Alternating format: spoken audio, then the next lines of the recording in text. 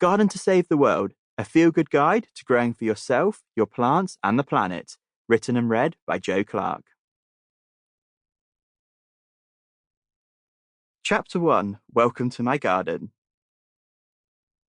The garden is my happy place. It has taught me so much, provided me with abundance, connected me with nature, and most importantly, brought me so much happiness. No matter what life has thrown my way, the garden has always helped me with the solution. Being outside in my garden brings me so much joy, and I know yours can do the same for you too. The key is learning how to unlock its potential. This is my motivation for writing this book. I aim to help provide you with a few of those keys and hopefully help you to connect with the outdoors in a way you may not have thought possible. Whether you have rolling acres of land, a window box, or anything in between, if you've been gardening for decades or are just starting out, I promise there will be something for everyone. The end is nigh, or is it? I'm not sure about you, but I would like a break from all of the bad news. Especially bad news regarding the natural world, which at the moment seems to be constant. Doomsday is approaching and the end is nigh. Or at least, that is what certain areas of the media seem to want us to believe right now. Sure, we are facing some challenges, but I'm sorry to say that way of highlighting it simply does not help anyone.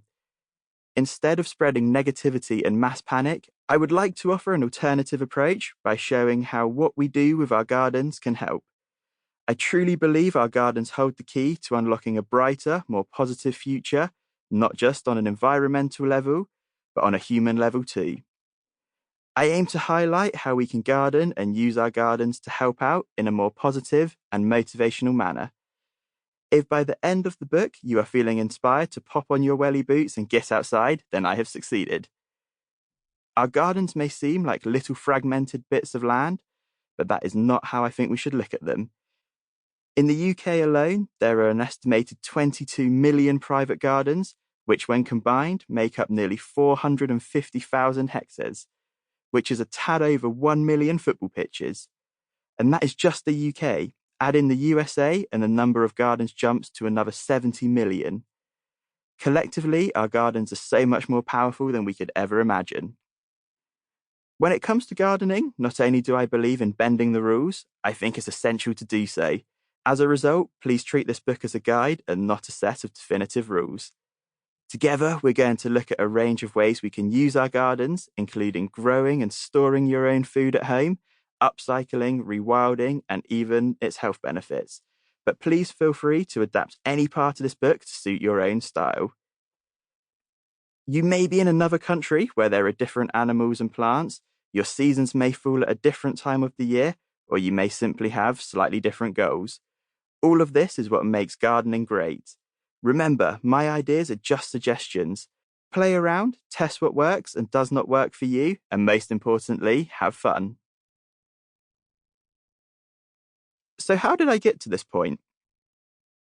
Before we get started, I have to admit that I have never been to any form of horticultural college. I have not won any gold medals at prestigious gardening shows, although I did win the biggest pumpkin one year at a county fair. Nor do I have a professional background in wildlife conservation. As a result, there'll be no fancy jargon, Latin plant or animal names, or technical gardening principles, which in all honesty, I do not think is a bad thing. There are plenty of books and encyclopedias out there that cover this information anyway. I have read many of them, and I have to admit they're pretty heavy reading, and the average casual gardener will get very little benefit from them.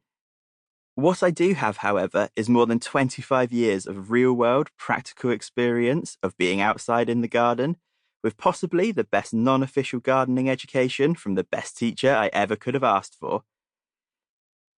That teacher was my great-grandmother, who fortunately I lived next door to as a child. I owe so much to my great-grandmother. She showed me the ropes of gardening long before I even knew what was going on. I have pictures of her pushing me around the garden in my pram, where I could not have been any more than a few months old. As soon as I could walk, well, that was it. Every chance we had, we would be side by side outside in the garden.